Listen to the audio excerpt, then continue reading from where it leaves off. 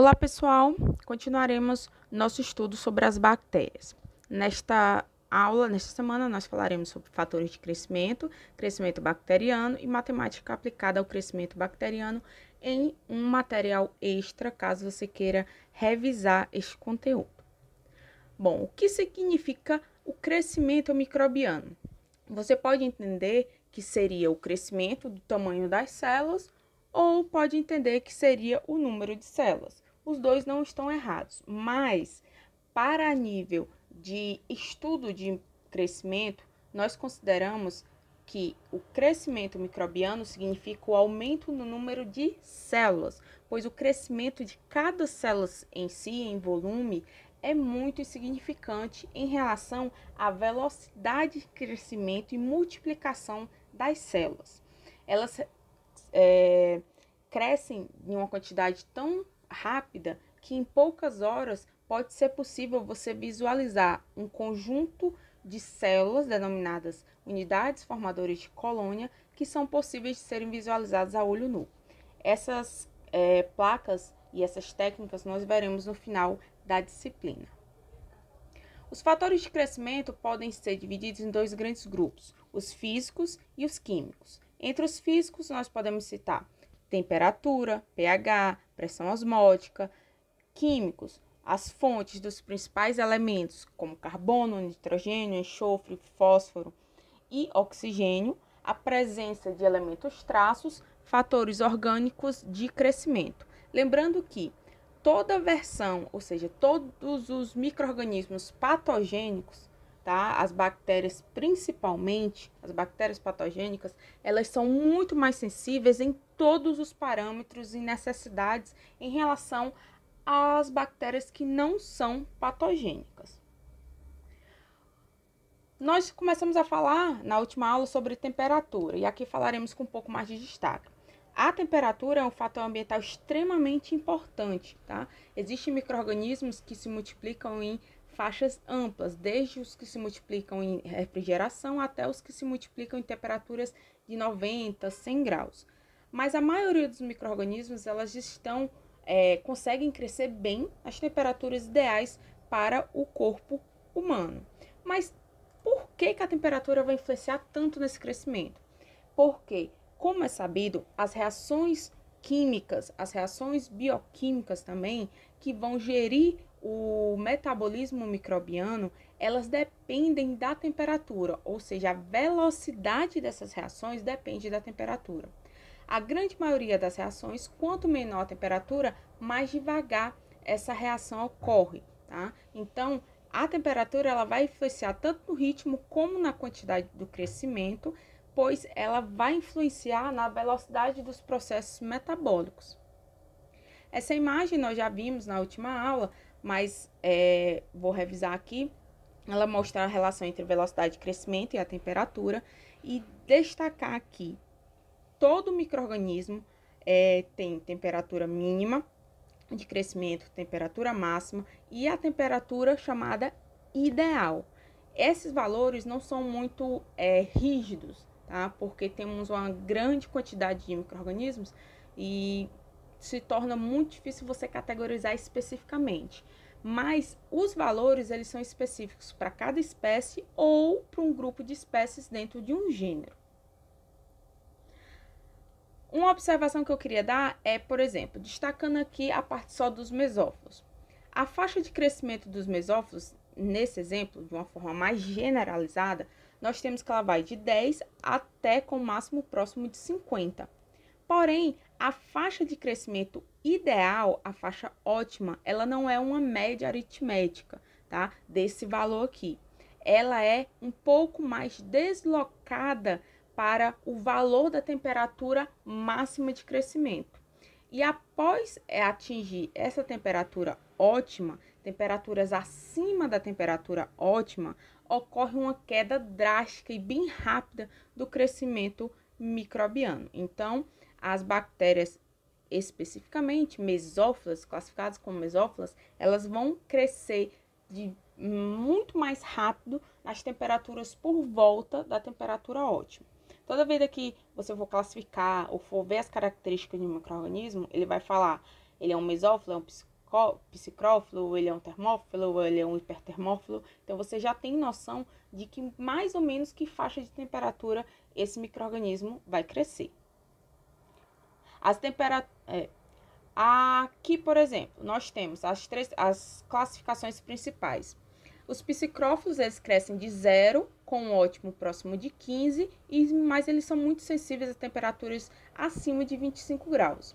Já os psicotróficos, eles podem crescer de 0, com um ótimo entre 20 e 30, porém eles não crescem acima de 40 graus. Eles são os mais comuns do que os psicrófilos, e são mais prováveis de serem encontrados em deterioração, por exemplo, de alimentos em baixa temperatura, tá? Porque eles ainda conseguem crescer um pouco. Por isso são classificados como deteriorantes de alimentos, os principais deteriorantes de produtos refrigerados. Embora os micro-organismos sobrevivam mesmo em temperaturas próximas do congelamento, eles vão diminuir na sua quantidade, tá? Alguns exemplos, né, de micro-organismos que podem crescer ainda em temperatura de refrigeração. Nós temos o grupo das pseudomonas, alcalígenes, favobacterium, micrococcus, entre outros.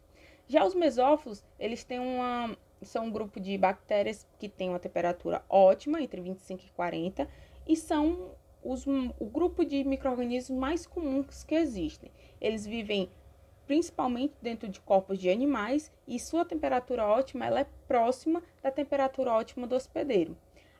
Por exemplo, bactérias patogênicas, elas têm uma temperatura ótima por volta de 37 graus. E como exemplos, nós temos o grupo dos lactobacilos, os streptococcus, lactococcus e os coliformes. Já os termófilos, eles têm a temperatura muito alta e com uma temperatura ótima na faixa de 50 a 60, que é uma temperatura mais ou menos das águas termais e do solo quando está exposto ao sol mais forte. Mas muitos não crescem na temperatura abaixo de 45 graus. Então, eles estão adaptados para essas altas temperaturas. Os gêneros Bacillus e Clostridium, eles têm várias espécies que são deteriorantes, são termófilas, e também algumas que são patogênicas. Já o outro grupo, dos hipertermófilos, são representados, por exemplo, por alguns micro-organismos, algumas bactérias do domínio Archaea. Nós falaremos um pouco sobre a divisão desses domínios na próxima aula. Eles têm uma temperatura ótima por volta de 80 graus. Essa temperatura, esse grupo também pode ser chamado de termófilos extremos ou hipertermófilos. São os dois termos mais utilizados. A temperatura mais alta registrada foi aproximadamente de crescimento a 120 graus, perto de chaminés hidrotermais abissais, tá? Lá onde a água não vai ferver a 100 graus. Ela consegue chegar a uma temperatura mais alta. Em relação ao pH, a maioria das bactérias ela cresce perto da neutralidade, com valores, e também assim como a temperatura, tem valores mínimos, máximos e ótimos de crescimento específicos do gênero ou da espécie. Raramente crescem micro-organismos abaixo de pH igual a 4, e esse ponto desse crescimento de poucas espécies abaixo de 4 graus, principalmente as bactérias, é utilizado como princípio de conservação de vários alimentos e também de produtos em geral, como por exemplo, alguns tipos de conserva, como picles e chucrute. Há também a exceção, porém, né, que são as chamadas bactérias acidófilas, que são bactérias, por exemplo, quimiotróficas, que são encontradas na água que sai da drenagem das minas de carvão, e elas também conseguem oxidar o enxofre, e elas podem viver até no pH de 1, ou seja, um pH bastante ácido. Duas observações. Os fungos e as leveduras, eles apresentam uma faixa de pH ótima, diferente das bactérias, a deles é um pouco mais ácida, e as bactérias são mais próximas do neutro. Já a segunda observação que eu coloquei são que, ao crescer, podem produzir qualquer bactéria, ela vai crescer, algumas bactérias ao crescerem, elas podem produzir ácidos que vão abaixando esse pH, certo? Então, pode tornar um local seletivo para crescer só um grupo de bactérias que conseguem viver naquele ambiente mais ácido. Coloquei aqui uma dica para vocês lembrarem dos valores de crescimento ótimo. Em relação à pressão osmótica, os micro-organismos eles obtêm a maioria dos nutrientes na água presente no ambiente. E a sua composição é bastante, de 80% a 90% do peso é água. Quando uma célula está no meio hipotônico, por exemplo, uma água destilada, aquela que tem pouco soluto, alguns micro-organismos com parede celular mais frágil, eles absorvem muito dessa água e passam pelo processo de rompimento ou lise celular. Também esse método pode ser utilizado para a conservação de vários alimentos. Quando a célula está numa situação hipertônica, onde o meio tem grande quantidade de soluto, mais soluto do que a parte interna da célula, pode ocorrer a perda de água com o encolhimento do citoplasma e ocorre a plasmólise. Em relação à pressão osmótica, os micro-organismos podem ser classificados em alguns tipos. Os halófilos extremos, ou halófilo obrigatório, que são adaptados a concentrações elevadas de sais e acabam, de fato, requerendo que tenha realmente a presença de sais, senão eles não conseguem viver. Há bactérias, por exemplo, no Mar Morto, que elas necessitam de 30% de concentração salina para poder crescer de forma normal. Já a outra categoria são os halófilos facultativos ou halotolerantes, que são os que são mais comuns entre esses grupos. Eles não necessitam de altas concentrações de sal, mas eles conseguem tolerar pequenas concentrações, a maioria até 2%. Mas há, dentro dessa categoria, alguns tipos de halófilos facultativos que conseguem tolerar até concentrações de 15%. Entre os fatores de crescimento, nós temos o carbono. O carbono ele é o esqueleto estrutural da grande maioria dos compostos orgânicos, e ele é a metade do peso seco de uma bactéria. Tá? Quando você retira a água e vai contar os outros elementos, o carbono é média da metade do peso. Já o nitrogênio, ele é utilizado em vários pontos, como, por exemplo, na síntese de proteínas, e tem uma quantidade considerável de peso de uma bactéria seca, por volta de 14%. Pode ser obtido a partir do nitrogênio gasoso, como, por exemplo, na utilização das bactérias que participam do processo de fixação do nitrogênio, quando elas estão associadas às raízes das leguminosas, como soja, alfafa, feijão e ervilha. Tá? E esse nitrogênio que é fixado é tanto usado pela bactéria como pela planta, ou pode ser também a partir da decomposição de matérias que contêm proteínas ou outro composto nitrogenado, e há também bactérias que conseguem utilizar até íons amônio e nitrato. Em relação ao enxofre, o enxofre é utilizado para sintetizar alguns aminoácidos e vitaminas como tiamina e biotina. Pode ser utilizado íon sulfato, sulfeto de hidrogênio, aminoácido que contém enxofre.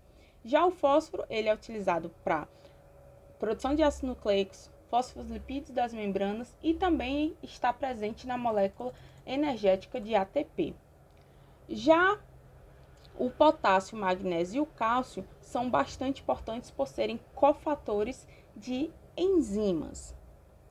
Em relação aos elementos traços, o que são elementos traços? São as substâncias que são necessárias em pequenas quantidades, como ferro, cobre, molibdênio e zinco. E por serem também cofatores enzimáticos, eles são substâncias essenciais. O que é essencial? É aquilo que não é produzido pelo micro-organismo e ele necessita obter do ambiente. Em relação aos fatores orgânicos de crescimento, que são todos essenciais também, são essas substâncias que o micro-organismo não consegue produzir e ele acaba obtendo no ambiente. Por exemplo, as vitaminas para o ser humano são essenciais, pois nós não conseguimos produzir essas substâncias. Já para as bactérias, algumas delas necessitam da enzima que vai produzir determinada vitamina. Outros vão precisar de um aminoácido, de uma purina, de uma pirimidina e assim vai. Continuamos no vídeo 2. Tchau, tchau.